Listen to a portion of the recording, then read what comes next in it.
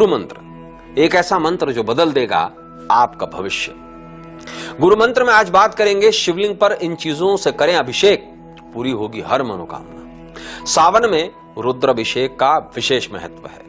यह अभिषेक जल और दूध के अतिरिक्त कई तरल पदार्थों से किया जाता है। आइए जानते हैं किस धारा के अभिषेक से क्या फल मिलता है। शिवलिंग पर सुगंधित तेल से अभिषेक करने पर भोग विलासिता में वृद्धि होती है और सांसारिक इच्छाएं पूरी होती हैं। शिवलिंग पर शक्कर मिले दूध से अभिषेक करने पर लक्ष्मी की प्राप्ति होती है और सद्बुद्धि प्राप्त होती है। शिवलिंग पर गाय के दूध से अभिषेक करने पर परिवार में शांति आती है और लक्ष्मी की प्राप्ति होती है। शिवलिंग पर सरसों के तेल से अभिषेक करने पर रोगों से मुक्ति मिलती है और शत्रुओं का नाश होता है। पूरे प्रोग्राम में आपको बताएंगे शिवलिंग पर इन चीजों से करें अभिषेक, पूरी होगी हर मनोकामना। नमस्कार, मैं हूं कमल नंदलाल और मैं आप सभी दर्शकों का वेलकम करता हूं इंडिया न्यूज की खास प्रस्तुति गुरु मंत्र में। वो मंत्र जो आपके जीवन को सुखी, सफल और समृद्ध बनाएगा। तो चलिए जानते हैं क्या है आज गुरु मंत्र में खास। बताएंगे आपको आने वाले कल का सटीक भविष्यफल जो संवारेंगे आपका भविष्य, तो सुधरेगा आपका वर्तमान। पंचांग बताएंगे, राशिफल बताएंगे, दिशा मंत्र में आपको बताएंगे किस दिशा में जाएं तो किस्मत चूमेगी आपके कदम और कौन सी दिशा को टाल दें। वीकली स्पेशल में बात करेंगे शुभ और अशुभ की। बताएंगे आपको घर में सांप का आना शुभ है या अशुभ। मनी मंत्र में बताएंगे कैसे भरी रहेगी आपकी जेब। ब्रह्मास्त्र में बताएंगे जीवन को बदलने वाला महामंत्र। गुरु पर्व में बताएंगे नाग पंचमी पर महादेव करेंगे तन मन धन की सुरक्षा और आपके सवालों के जवाब भी देंगे। और प्रोग्राम के आखिर में पूछेंगे आपसे एक गुरु मंत्र क्विज और सही जवाब देने वाले को भेजेंगे एक खास गिफ्ट। जुड़े हमसे और पूछें अपने सवाल। दिया हुआ जो स्क्रीन पर नंबर चल रहा है आपके, उस पर व्हाट्सएप भेजें। अपना सवाल ऑडियो या वीडियो फॉर्मेट में भेजें। बस बताएं आपकी जन्म तारीख, जन्म समय और जन्म स्थान और सरल भाषा में पूछ लें अपना सवाल। हम करेंगे आपकी हर समस्या का समाधान, देंगे आपको कुछ ऐसा सरल उपाय जो जीवन को सरल, सफल और समृद्ध बनाए। तो चलिए बात करते हैं कल की भविष्यवाणी की, लेकिन उससे पहले जान लेते हैं कल का पंचांग। तो दिन होगा मंगलवार, तारीख होगी 2 अगस्त 2022। श्रावण शुक्ल पंचमी पर चंद्रमा कन्या राशि और उत्तरा फागुनी नक्षत्र में रहेंगे। दिन का शुभ अंक रहेगा 7, शुभ रंग रहेगा सिलेटी। राहु काल रहेगा शाम को 3 बजे से 4:30 बजे तक का। रवि योग रहेगा शाम को 5:29 से लेकर सुबह 5:43 तक अगले दिन। दिन का सबसे शुभ मुहूर्त रहेगा शाम को 5:30 बजे से लेकर शाम को 7:30 बजे तक का। विशेष क्या है? शिव योग है, नाग पंचमी का महापर्व है और तीसरा मंगला गौरी व्रत है। तो चलिए राशिफल का सिलसिला जारी रखते हुए बात करते हैं पहली 3 राशियों की, मेष, वृष और मिथुन के बारे में। बात करेंगे राशि नंबर 1 मेष यानी एरीज के बारे में। पुराने मित्र से भेंट होगी, खास काम में पिता सहयोग देंगे, उपलब्धियों पर गर्व होगा। छात्रों का समय बेहतर रहेगा, सामाजिक कार्यों में रुचि भी लेंगे। उपाय ये करें कि तांबे के पात्र से पानी पिएं। शुभ अंक 7 रहेगा, शुभ रंग रहेगा सिलेटी। बात करेंगे दूसरी राशि वृष यानी कि टॉरस की। कार्य क्षेत्र में तरक्की के योग हैं, माता पिता के साथ में संबंध सुधरेंगे, कानूनी मामले सफल रहेंगे, साझेदारी संबंध बेहतर होंगे, सेहत ठीक बनी रहेगी। उपाय ये करें कि थोड़ा सा सिंदूर जो है वो जल प्रवाह करें। शुभ अंक 4 रहेगा, शुभ रंग रहेगा नीला। तीसरी राशि मिथुन यानी जमनाय की बात करेंगे।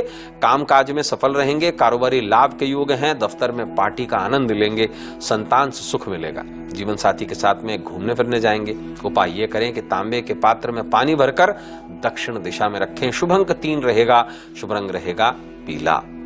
गुरु मंत्र में बात चल रही है शिवलिंग पर इन चीजों से करें अभिषेक, पूरी होगी हर मनोकामना। शिवलिंग पर गंगा जल से अभिषेक करने पर सौभाग्य में वृद्धि होती है और ज्वर यानी कि फीवर ठीक हो जाता है। शिवलिंग पर शुद्ध शहद से अभिषेक करने से पाप का क्षय होता है और धन में वृद्धि होती है। शिवलिंग पर इत्र मिले जल से अभिषेक करने से पुराने रोगों से छुटकारा मिलता है।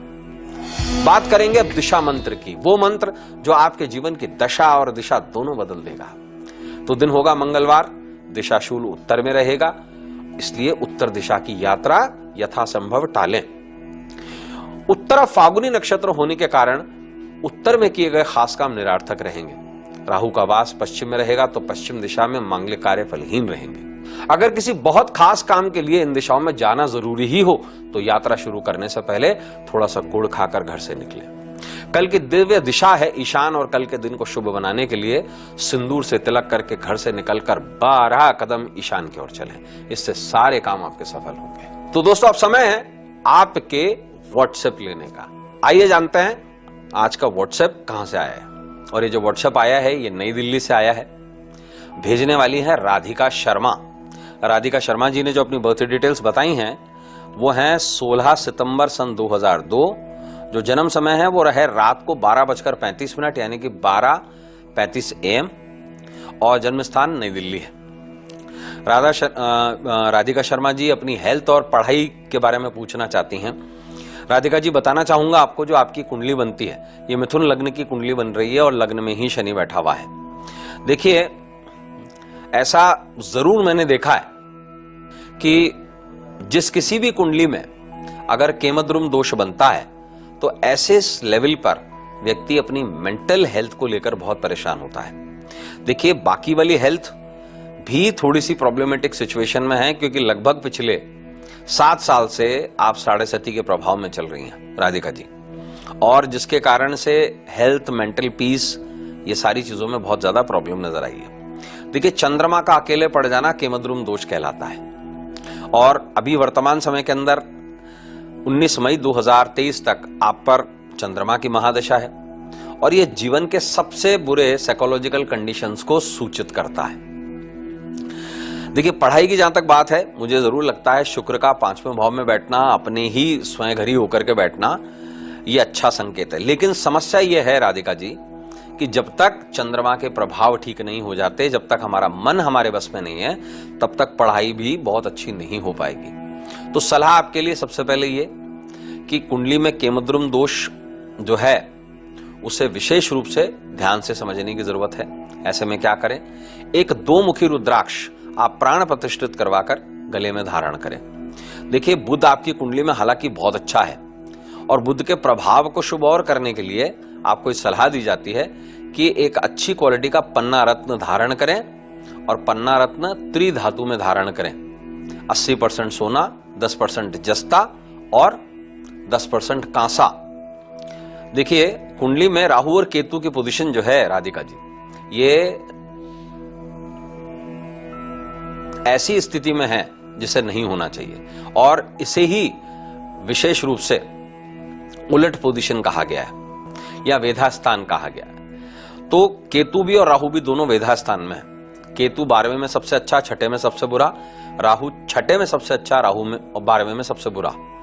और ये जो कंडीशन है उल्टी है आपके चार्ट में। तो सलाह ये दी जाती है कि 1200 ग्राम रांगा आप जो है शनिवार की शाम को जल प्रवाह करें, नंबर 1। और लगातार लगभग 6 बुधवार गणपति पर दुर्वा अर्पित करें, तो उससे काफी हद तक जो है वो केतु के प्रभाव भी शुभ हो जाएंगे।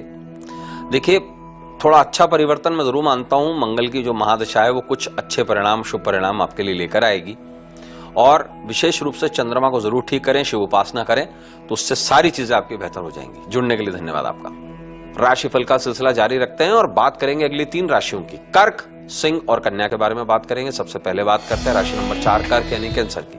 सेहत पर ध्यान दें, घरेलू काम में व्यस्तता रहेगी, घर में शुभ कार्य की योजना बनेगी, खर्चों को काबू में रखें, काम के लिए दोस्तों से मदद लेंगे, धर्मस्थल में मिठाई का प्रसाद चढ़ाएं, ये उपाय है आपके लिए। शुभ अंक 9 रहेगा, शुभ रंग रहेगा नारंगी।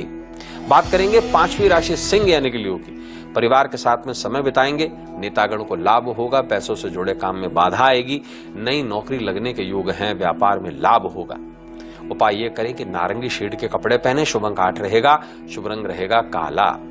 बात करेंगे 6ठी राशि कन्या यानी कि वर्गो की। कार्य क्षेत्र स्थिर रहेगा, जीवन साथी की सलाह लाभ देगी, दफ्तर में अधिकारियों का सहयोग मिलेगा, व्यापार में वृद्धि होगी, पुराने मित्रों से भेंट होगी।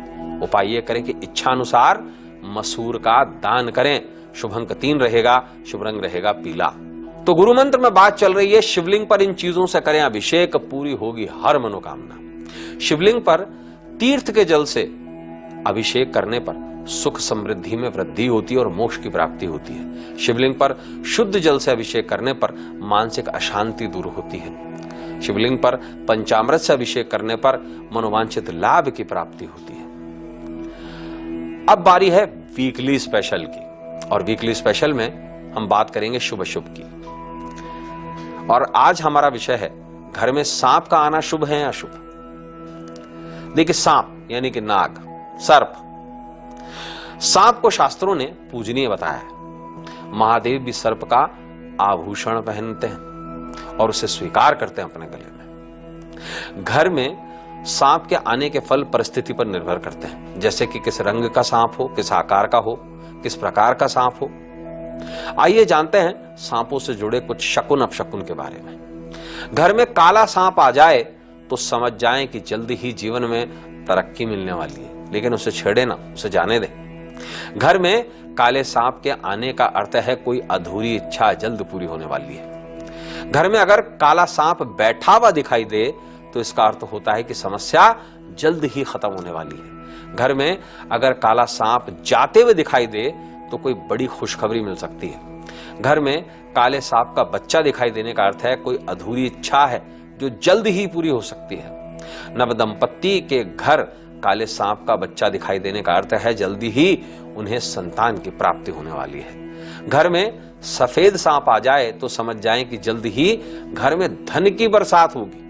घर में सफेद सांप आ जाए तो इसका अर्थ है भविष्य बहुत ही सुखमय होगा और सभी इच्छाएं जल्द पूरी होंगी। घर में हरे रंग का सांप दिखाई दे तो समझ जाएं कि चल रही धन, नौकरी, स्वास्थ्य, प्रेम जैसी परेशानियां जल्द समाप्त होने वाली हैं। घर में हरा सांप आ जाए तो इसका अर्थ यह भी है कि शत्रु पराजित होंगे। घर में पीले रंग का सांप आ जाए तो समझ जाएं कि जीवन में जल्द ही किसी नए कार्य की शुरुआत होने वाली है। घर में पीला सांप आना सभी तरह से जीवन में सुख समृद्धि के आने के संकेत होता है।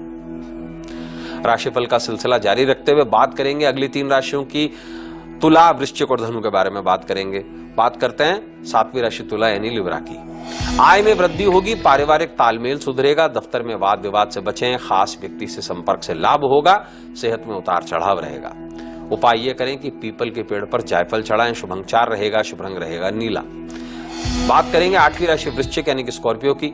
दफ्तर में अधिकारी सहयोग देंगे, आय वृद्धि के योग हैं, अध्यात्म में रुचि रहेगी, घरेलू सामान पर खर्च करेंगे, वाहन चलाते समय सतर्क रहें। उपाय ये करें कि पूजा घर में बेसन का लड्डू चढ़ाएं, शुभ अंक 7 रहेगा, शुभ रंग रहेगा सिलेटी। 9वीं राशि धनु यानी कि सेजिटेरियस की बात करेंगे। परिजनों के साथ में समय बिताएंगे, मित्रों से सहयोग मिलेगा, करियर में लाभ के मौके मिलेंगे, कार्यक्षेत्र में चुनौतियां आएंगी, धर्म कर्म में रुचि रहेगी। उपाय ये करें कि जरा सा शहद खाएं, शुभ अंक 1 रहेगा, शुभ रंग रहेगा लाल। गुरु मंत्र में बात चल रही है शिवलिंग पर इन चीजों से करें अभिषेक, पूरी होगी हर मनोकामना। शिवलिंग पर शक्कर मिले जल से अभिषेक करने पर बुद्धि बल में वृद्धि होती है। शिवलिंग पर काली गाय के दूध से अभिषेक करने से प्रमेह रोग की शांति होती है। शिवलिंग पर काली गाय के घी से अभिषेक करने से वंश का विस्तार होता है। अब समय है गुरु पर्व का। बात करेंगे नाग पंचमी के पर्व की। जी हां, श्रावण शुक्ल पंचमी तिथि पर नाग पंचमी का महापर्व मनाया जाता है। पंचमी के स्वामी नाग देवता माने जाते हैं। सावन में नागों की सुरक्षा के लिए धरती खोदना वर्जित है। इस दिन संतान, घर परिवार और संचित धन की रक्षा के लिए नागदेव के निमित्त व्रत, पूजन और उपाय करने का विधान शास्त्रों में दिया गया है। शास्त्रों में 9 नागों के नाम वर्णित हैं। ये नाम इस तरह से हैं: अनंत, वासुकी, शेष, पद्मनाभ, कंबाला, शंखपाल, दृष्टराष्ट्र, तक्षक और कालिया। इस दिन नमक व तले हुए भोजन का प्रयोग वर्जित होता है।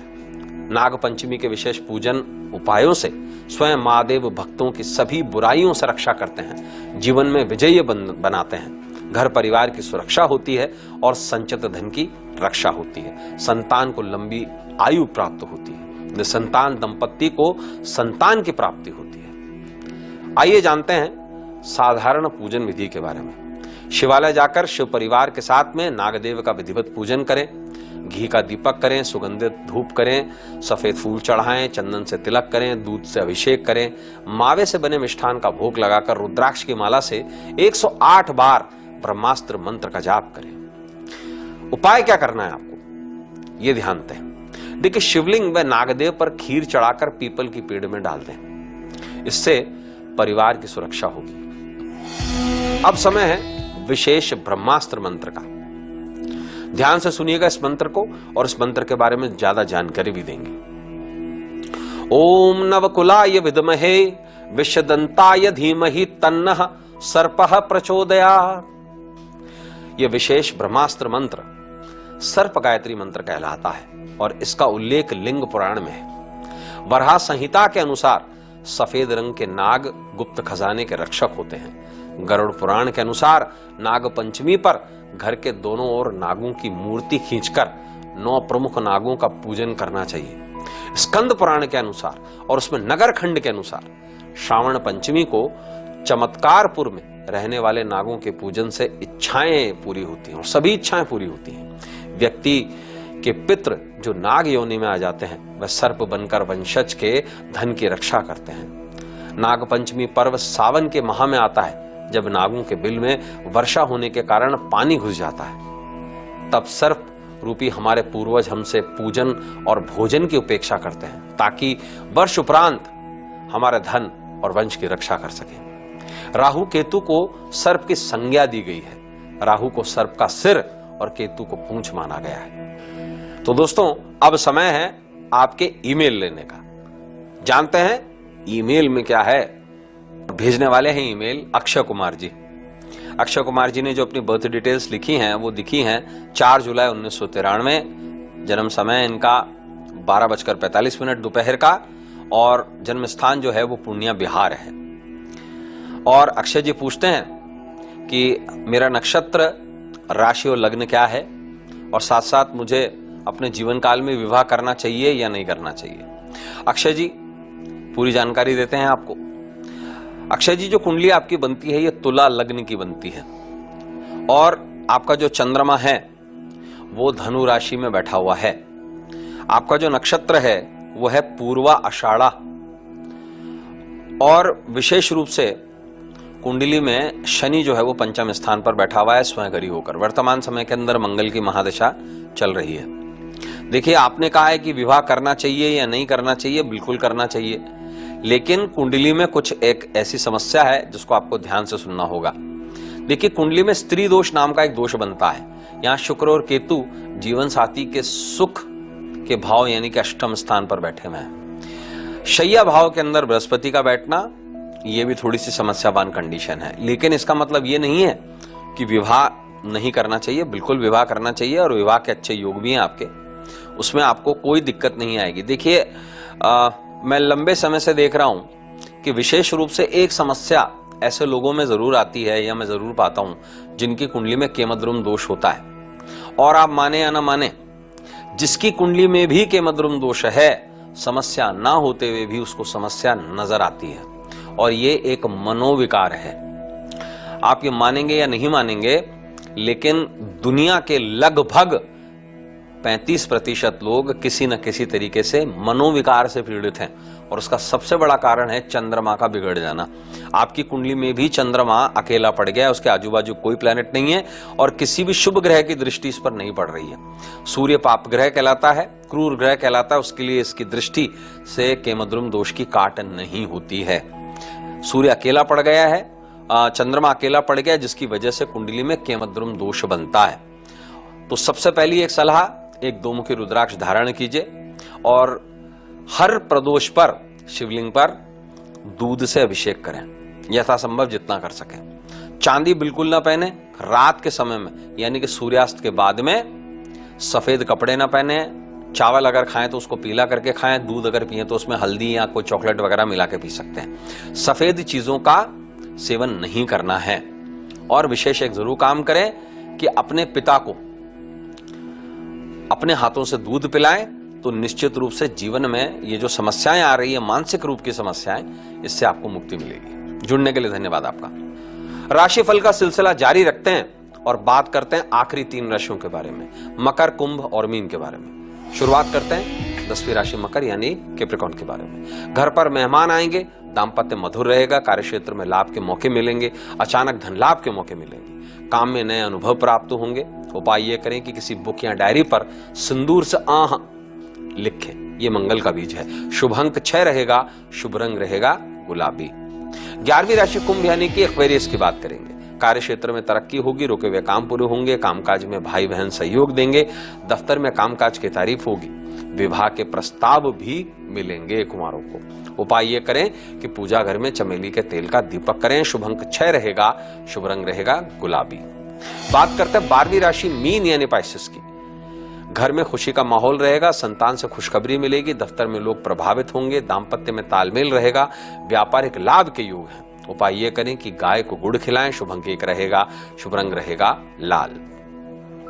गुरु मंत्र में बात चल रही है शिवलिंग पर इन चीजों से करें अभिषेक, पूरी होगी हर मनोकामना। शिवलिंग पर कुशा के जल से अभिषेक करने पर दुख से छुटकारा मिलता है। शिवलिंग पर दही से अभिषेक करने पर संपत्ति से लाभ की प्राप्ति होती है। शिवलिंग पर गन्ने के रस से अभिषेक करने पर लक्ष्मी की प्राप्ति होती है। शिवलिंग पर फलों के रस से अभिषेक करने पर ऐश्वर्य की प्राप्ति होती है। तो दोस्तों, अब समय है मणि मंत्र का, वो मणि मंत्र जो आपकी जेब को हरी भरी रखता है। कल मंगलवार का दिन, पंचमी तिथि, उत्तरा फागुनी नक्षत्र, शिव योग, बवकरण, मूलांक रहेगा 2, भाग्यांक रहेगा 7, नक्षत्र अंक रहेगा 12, तिथि अंक रहेगा 5। ऐसे में क्या खरीदें? गुड़, गेहूं, तांबा, शहद, मसाले आदि खरीदना शुभ रहेगा। क्या ना खरीदें? तेल, खट्टे फल, धारदार औजार, खेती के यंत्र, कॉस्मेटिक आदि की खरीदारी शुभ रहेगी। क्या काम शुभ रहेंगे? कसरत, मेहनत, पब्लिक वेलफेयर, वर्शिप, धर्म कर्म आदि के काम शुभ रहेंगे। क्या काम अशुभ रहेंगे? ऑनलाइन ट्रेडिंग, गैम्बलिंग, मदिरापान, मांस खाने जैसे काम अशुभ रहेंगे और कॉस्मेटिक की ट्रेडिंग के काम भी अशुभ रहेंगे। कल क्या करें? संभवतः रुद्राक्ष का पेड़ लगाएं, नागदेव और रुद्र का पूजन करें। क्या ना करें कल? खट्टी वस्तुओं का दान और उपयोग ना करें, तली हुई चीजें ना खाएं और मिट्टी ना खोदें। तो अब समय है महागुरु मंत्र का। सबसे पहले जिनका जन्मदिन है उनको बहुत सारी शुभकामनाएं। क्या खास उपाय करें? शिवलिंग पर 9 कीले चढ़ाएं और ये जो चढ़ी हुई कीले हैं घर की दक्षिण दिशा में छुपा कर रख दें। इससे धन की सुरक्षा होगी। कल जिनकी एनिवर्सरी है उनको बहुत सारी शुभकामनाएं। कल क्या खास उपाय करें? लड्डू पर 5 लौंग लगाकर शिवलिंग पर चढ़ाएं। पारिवारिक जीवन इससे खुशहाल रहेगा। अब समय है गुरु मंत्र के महा उपाय का।